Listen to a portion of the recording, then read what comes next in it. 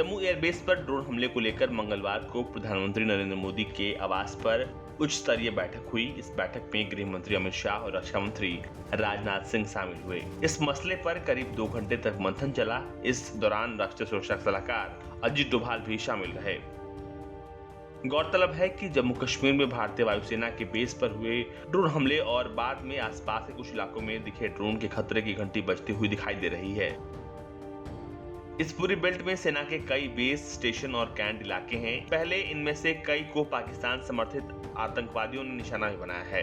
हालांकि अब जिस तरह ड्रोन हमला किया गया है वो आतंकियों द्वारा तकनीक की ओर से किए गए बड़े शिफ्ट की ओर इशारा करते हैं। इससे न सिर्फ उन्हें किसी आत्मघाती हमले के बदले दूसरा ऑप्शन मिला है, बल्कि बार बार ऐसा करने का रास्ता भी खुला है, क्योंकि अब किसी आत्मघाती दस्ते को भेजने के बजाय आतंकवादियों को केमिकेज ड्रोन में ही इन्वेस्ट करना होगा।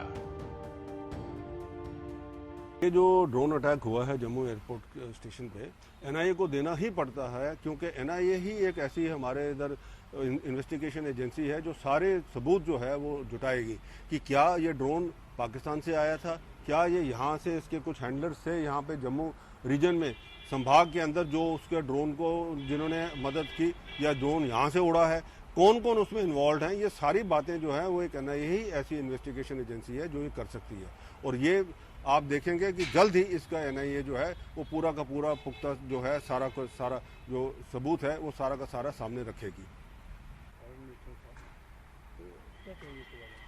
देखिए, जिस हिसाब से हमारा ऑपरेशन ऑल आउट जो पिछले सालों से शुरू हुआ था कश्मीर घाटी के अंदर, और उस हिसाब से जिस हिसाब से चल रहा है, और जो हमें जो लोकल जो हैं कश्मीरी जो है अवाम है जिसका ताउन मिल रहा है, और जैसे ही कोई मिलिटेंट कहीं छुपता है उसके इतला देते हैं या जम्मू कश्मीर पुलिस को, और फिर सिक्योरिटी फोर्सेस ये एनकाउंटर करते हैं। पहले उनको कहते हैं कि सरेंडर करने के लिए, अगर नहीं सरेंडर करते तो वो उसके बाद फिर एनकाउंटर करके, एनकाउंटर ही एक तरीका है उनका, और उस एनकाउंटर के अंदर वो मारे जाते हैं। क्योंकि जब तक ये जो मिलिटेंट है अपने हथियार नीचे नहीं डालें और सरेंडर ना करें, तब तक जो है हमारे जो सिक्योरिटी फोर्सेज है वो चैन से नहीं बैठ सकते।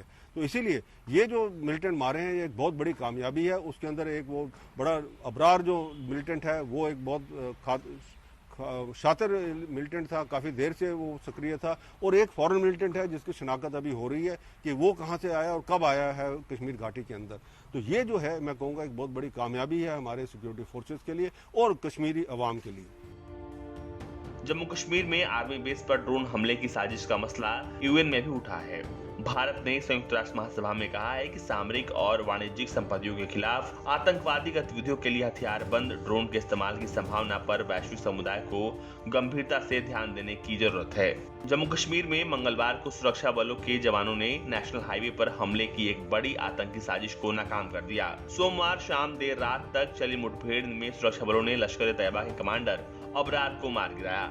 मुठभेड़ में एक पाकिस्तानी आतंकी भी मारा गया।